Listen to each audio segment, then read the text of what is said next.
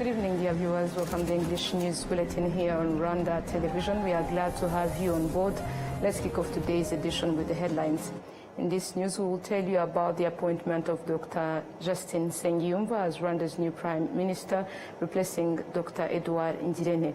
We'll also look at how local government leaders from the East African community are emphasizing citizen-centered governance for sustainable development. And on the international scene, we'll tell you about the China-EU summit taking place in Beijing amid growing concerns over trade and industrial policy.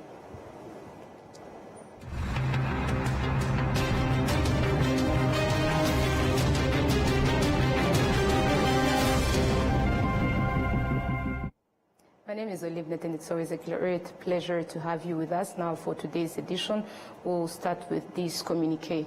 Pursuant of the Article 116 of the Constitution of the Republic of Rwanda, on July 23, 2025, the President of the Republic of Rwanda, His Excellency Paul Kagame, appointed Dr. Justin Nsengiyumva as Rwanda's new Prime Minister, replacing Dr. Edouard Ngirente. And Dr. Justin Nsengiyumva previously served as the Deputy Governor of the National Bank of Rwanda, and President Paul Kagame had reappointed Dr. Edouard Ngirente as Prime Minister in the new 2024-2029 government, just 2 days after President Kagame was sworn in for a new 5-year term.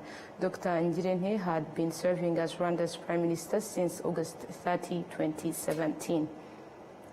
Moving ahead, we'll also look at the profile of the new Prime Minister, Dr. Justin Nsengiyumva.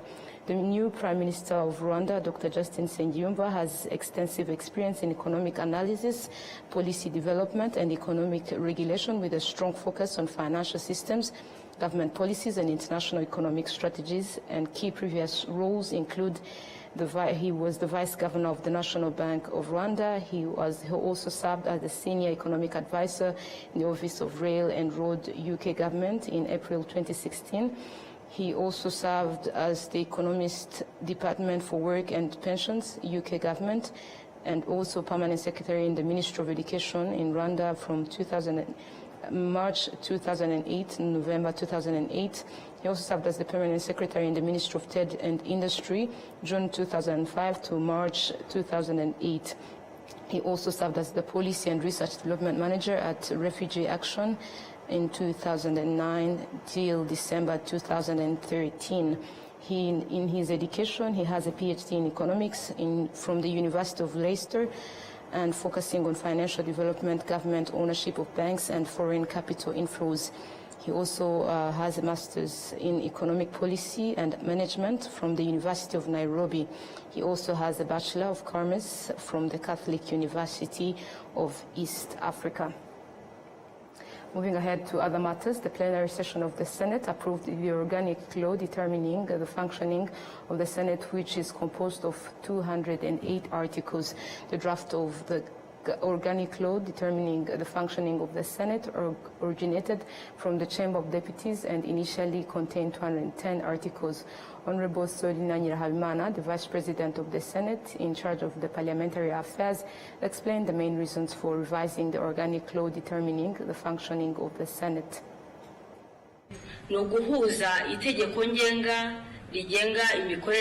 This draft law merges the organic law governing the functioning of the Senate with other laws that have been revised in the past. The first reason for this merger is to consolidate these laws.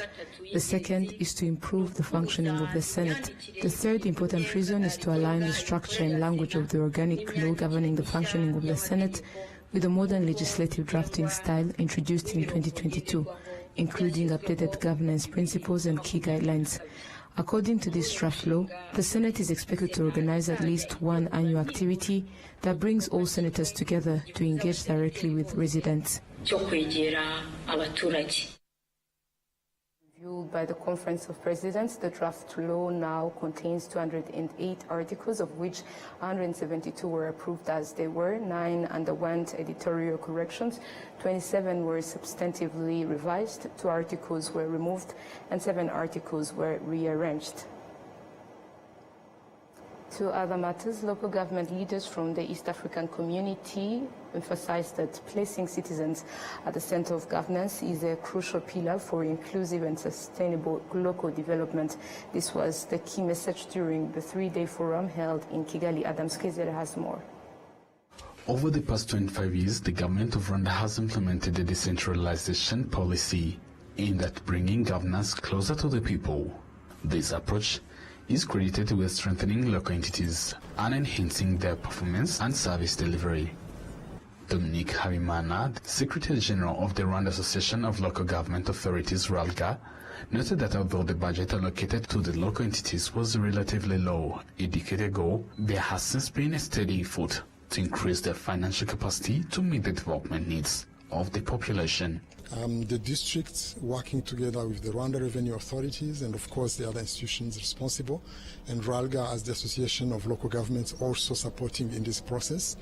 I think facts are there that the collection have more than doubled over the past, actually more than tripled over the past 10 years.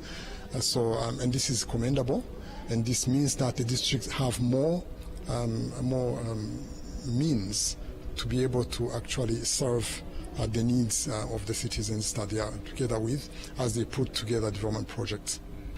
It's been now 25 years since Rwanda started a decentralization journey, and this was a complete shift, a big change, because you understand that the citizens were not used to this. They were not used to having their leaders close to them.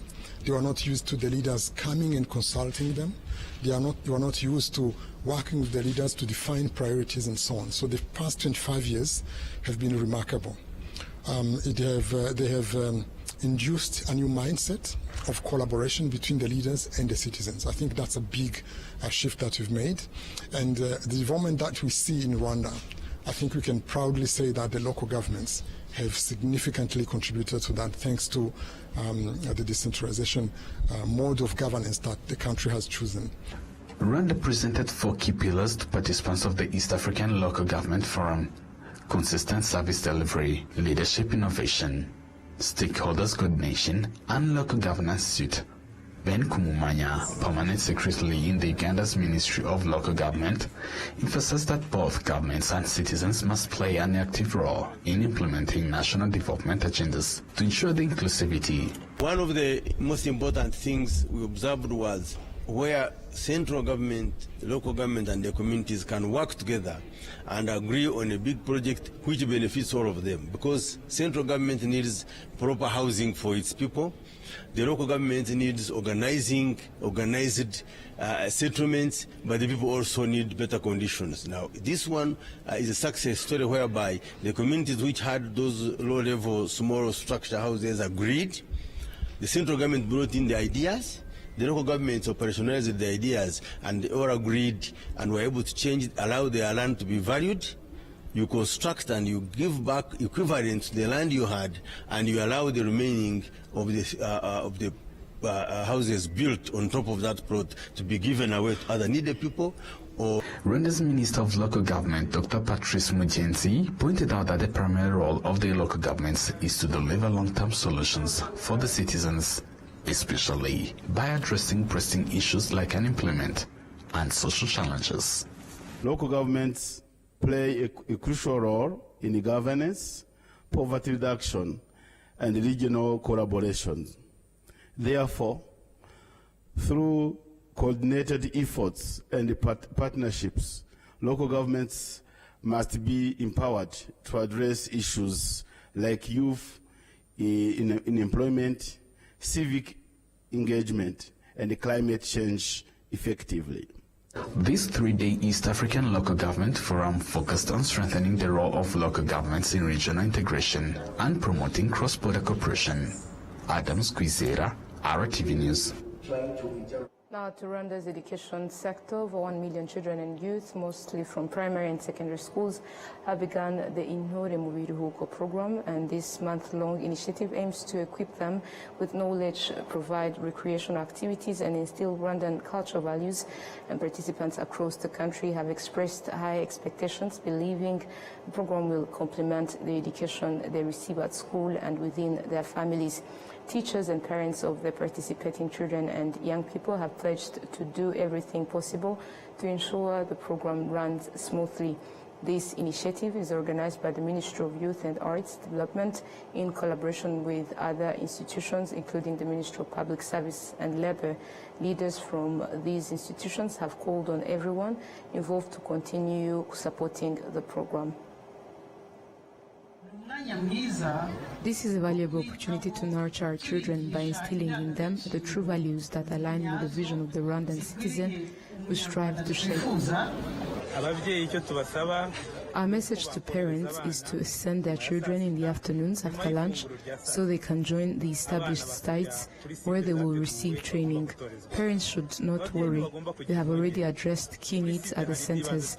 When children are thirsty, they will have access to drinking water.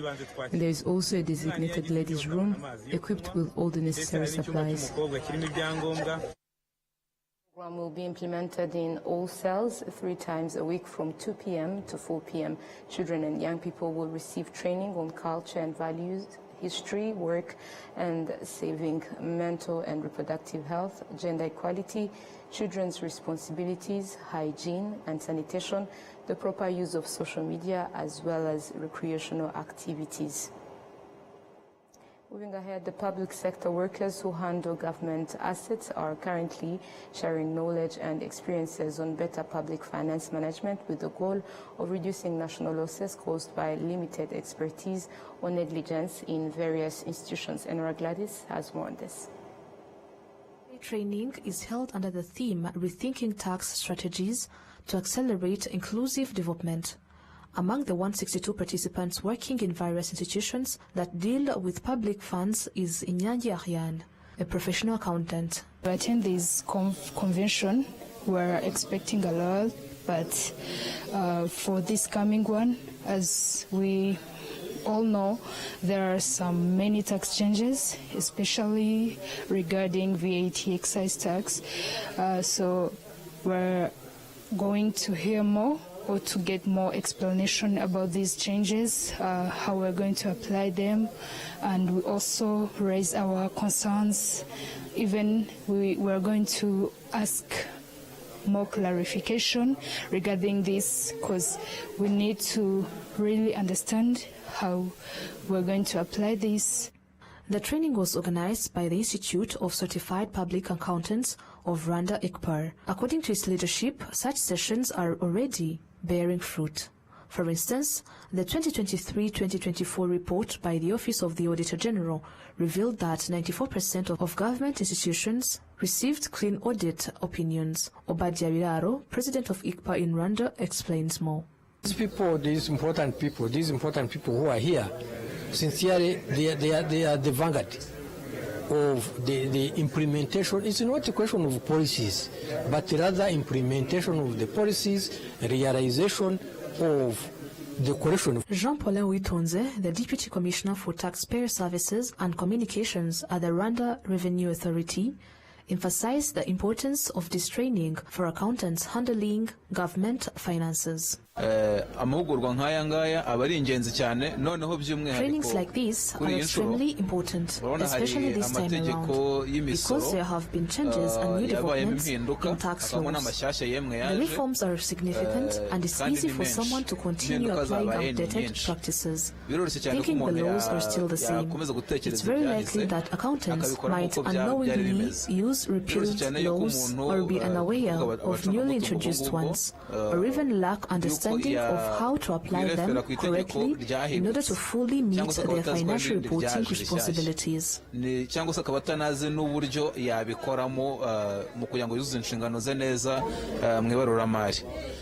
ICPAR is calling on all public institutions managing government resources to uphold professionalism and continuously sharpen their skills. The aim is to help the country achieve its target of increasing the tax to GDP ratio from the current 15% to 18%.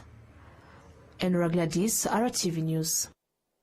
Moving ahead, Rwanda has acquired a new factory, HQ Aquaplastic Limited, which manufactures modern construction materials. The factory is expected to contribute to the reduction of prices such as materials on the market and help close the gap between imports and exports. William Evans takes us through. High Quality Aquaplastic Limited has been operational for over a year and produces 3 types of plastic water pipes as well as wall panels used for interior wall covering. The factory has the capacity to produce between 4 and 5 tons of plastic pipes with widths ranging from 20 to 200 centimeters. It also manufactures modern wall panels made from plastic powder and other chemical compounds which are used to cover both walls and ceilings. In addition, the factory assembles lighting systems and bathroom fittings. The owner of this company, Mungarareba Jean Bosco, is confident that the factory will help reduce the volume of construction materials Rwanda imports. When importing some of these materials from other countries, by the time they arrive, the money you spend on only the transportation alone is extremely expensive. But with the support of our government, there are things we have been given like raw materials, machines and others at reasonably lower prices. Based on this, we think that if you can have as many industries producing primary products that are on demand here, a lot of such material can be made available at lower prices and at very good quality, especially for the building materials. The National Strategy for Transformation Phase 2 projects that private sector investment will increase from $2.2 billion in 2024 to $4.6 billion by 2029, with an annual growth rate of 21.5%. Made in Rwanda products are also expected to grow at a rate of 13% per year. Some of the leading investors in the construction sector say there is no longer reason to continue importing materials. There is absolutely no reason as to why someone should go abroad looking for materials that are already locally produced here, unless if they just want to spend money. Otherwise, what I am seeing here is adequate material for whoever wants them. The construction sector is fast growing in Rwanda, and I'm asking everyone in this sector not to make unnecessary movements, yet all they want is here. We are delighted to see an industry this big and their works. This is usually commonly seen in other countries, but now that it is here, as professionals in this sector, we encourage everyone else to come check out some of their products in the showrooms.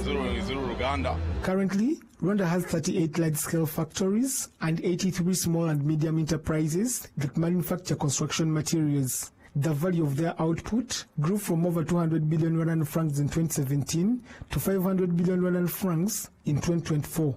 Barak Kanef, a contractor working in Goma, DRC, expressed satisfaction with the quality of the materials produced by these factories. Personally, I visited the factory. I saw that the materials have quality that surpasses what we use in Congo. The quality is far superior, and I believe that these materials will be taken to Goma and used effectively because both local traders and technicians there will appreciate them. They are truly excellent.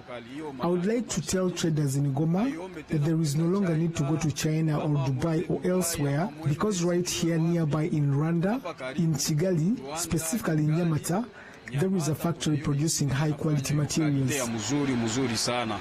As of now, over 60% of the construction materials in Rwanda are still imported. Between 2024 and 2029, the value of export is expected to double, rising from $3.5 billion to $7.3 billion. As a result, the export coverage of imports, that is to say, the ratio of exports to imports, is projected to improve from 61% in 2023 to 77% in 2029. Exports of locally manufactured goods are expected to grow from $1.4 billion in 2023 to $3.2 billion in 2029. William Evans, RwandaTV News. More news. As part of honoring and appreciating employees who have completed their professional duties, the Rwanda Correctional Service officially bid farewell to professional staff who have gone into retirement. The ceremony was marked by the awarding of certificates of appreciation to those who completed their service, during which the RCS leadership emphasized that these employees left behind a strong legacy in ensuring security and building a value-based society. Some of them were also commended for their role in the country's liberation. The retired CP Jean Bosco Kawanda, who spoke on behalf of the retirees, said they were proud to have completed their duties successfully, which he described as a source of pride for themselves, the institution they served, and the country as a whole. The Minister of Interior, Dr. Vincent Biruta, expressed gratitude to the employees who had completed their long-term service, recognizing their contribution to the nation, and urged them to continue serving as role models within the Rwandan society.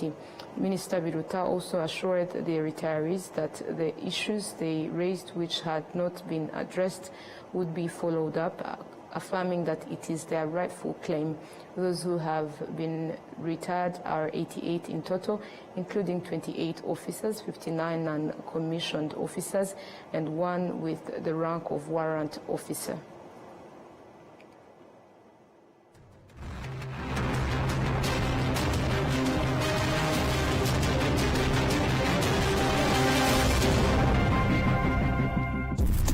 During life's moments, laying hoops,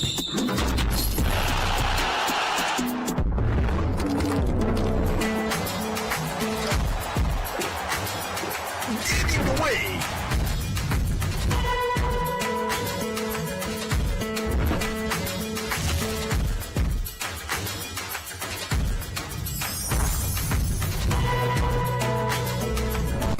making moves,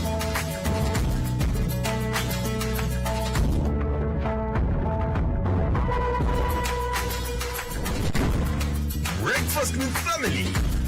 Inyanje is always there. Whatever the occasion, whatever the moment, always ask for Inyanje. Nkiri muto arababwiraga data bati ntabwo wagira umukamo mwinshi utunze inka imwe, ariko nigeze acika intege. Mama akinjira mu bucuruzi hari abamubwiraga bati ntabwo watera imbere udakorera mu iduka rigezweho, ariko ntibyamusubije inyuma, yakoranaga umwete. Njya muri kaminuza hari abanshidikanyagaho bavuga ko nashobora kaminuza naturuka mu muryango wifashije, ariko byarangiye nanditse amateka mashya. Igihe cyo gutera ishema umuryango wanjye kigeze, bamwe bakomeje kumbwira bati ntabwo watera umuryango wawe ibyishimo n'ishema, ariko narabishoboye. Hari abakekaga ko nasigira umurage ukomeye abankomokaho, ariko ubu mfite uruganda rutunganya amata. Banki ya Kigali yabaye umufatanyabikorwa wanjye mu rugendo rwose, inzozi zanjye zibimamo. Bigereho.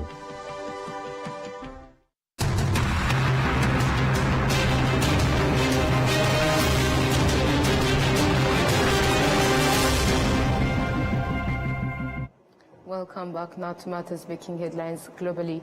Beijing is due to host a summit for Chinese and European leaders on Thursday.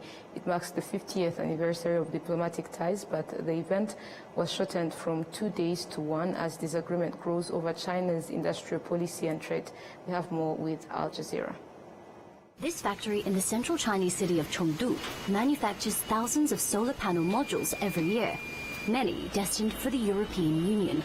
China produces more than 90% of the EU's solar panels, and the bloc is threatening to increase duties on their import, accusing Beijing of dumping or flooding the market with cheap subsidized goods. But the company says China's dominance isn't just about cost. We control the market because trade measures cannot contain us. We insist on being technological leaders, and the market recognizes this. The trade of green energy products will be discussed when the presidents of the European Council and European Commission, Antonio Costa and Ursula von der Leyen, meet Chinese President Xi Jinping in Beijing. Some say it's an opportunity to form a united front against U.S. tariffs. Europe and China do have something in common here, some common interests here in terms of dealing with Washington. But others say a long list of disagreements limits cooperation. A trade imbalance amounting to more than $350 billion is one of them, as is criticism of China's industrial policy, which the bloc says is unfair and has led to overcapacity. There are serious distortions in the Chinese economy because it has this export growth-led model, and it doesn't have capital control. So all the money stays in the economy, and the economy has too much money.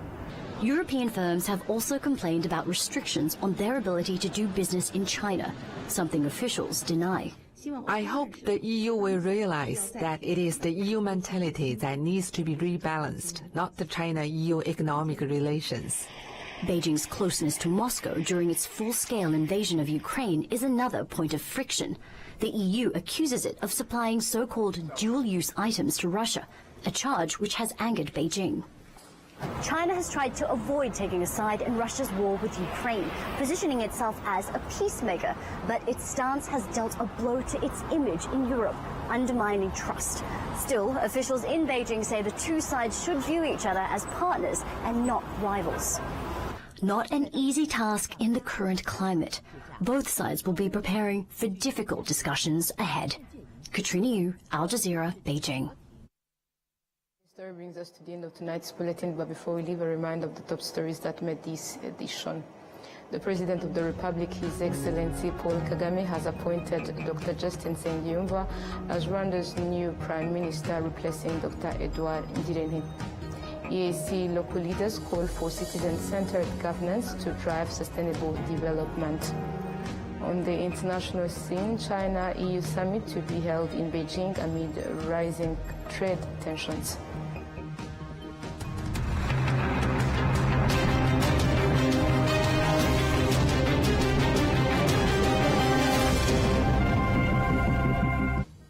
And that brings us to the end of this bulletin. Thank you for joining us on behalf of the entire news team. We wish you a productive week ahead. Stay safe and take care.